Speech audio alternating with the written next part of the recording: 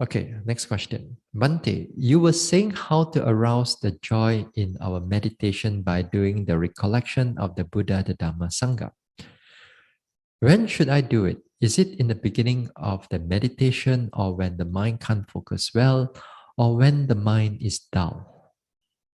Okay, so you were saying about how to arouse joy in our meditation by doing the recollection of the Buddha, Dhamma, and Sangha.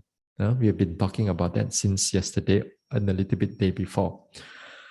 When should I do it? Is it in the beginning of the meditation or when the mind can't focus well or when the mind is dull? Now, I haven't talked about when you should do it because I'm planning to talk about it on Monday, but you already jumped the gun already. It's okay, it's okay. Since there are people who query about it, it's fine. Because in the past also, when arousing, sometimes we do certain other meditation in order to support the vipassana meditation.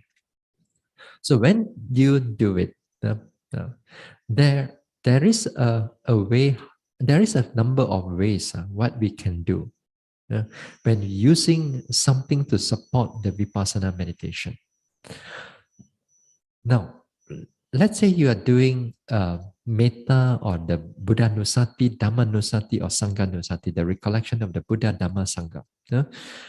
Then some people like to do it like in the beginning of the sitting meditation.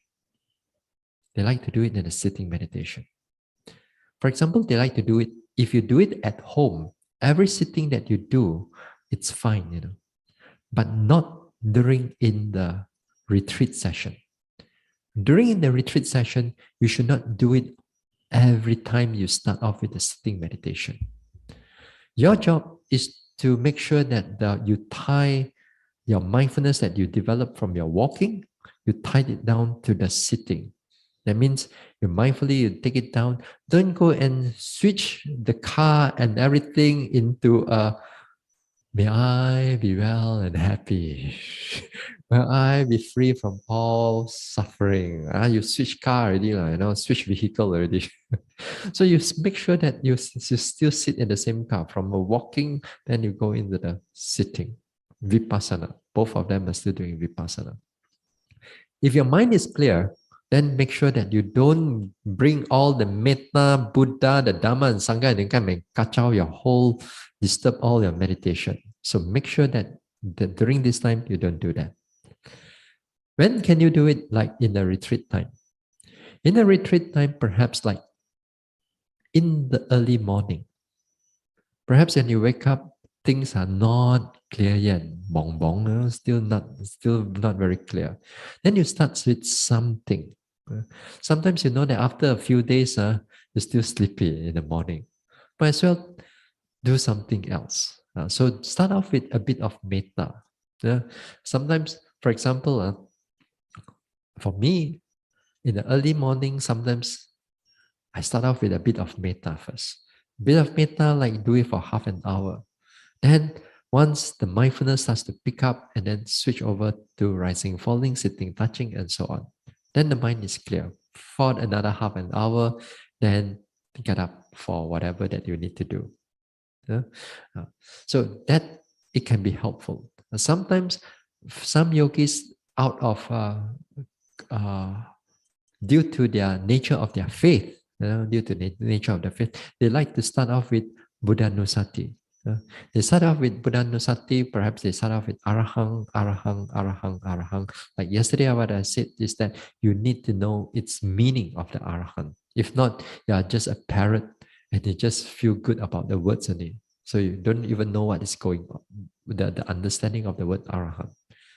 So if you want to do Buddha Nusati, you make sure that you recollect it, Arahang, Arahang, Arahang, or you want to start off with a bit of mental recitation of Iti Piso and all that. Perfect, all right. But make sure that after that is Arahang, Arahang, Arahang, Arahang. Then after a while, if your mindfulness able to become clear because of that faith that you have towards the qualities of the Buddha, then when the mind is stirs up, clear, then switch over to Vipassana. That's how we do it. Yeah? Now, once in a while, we can also use these things, the metta or this thing, in the middle of in the middle of the day. Sometimes the whole sitting, that is quite drowsy, and nothing much coming in. At that time, we switch to the metta for a while, if possible, because this time the sloth and torpor can be very strong. Whatever you want to switch, also sleep also. Say it's easier, but sometimes it can able to arouse the mind up again. Uh, some people do it in that way.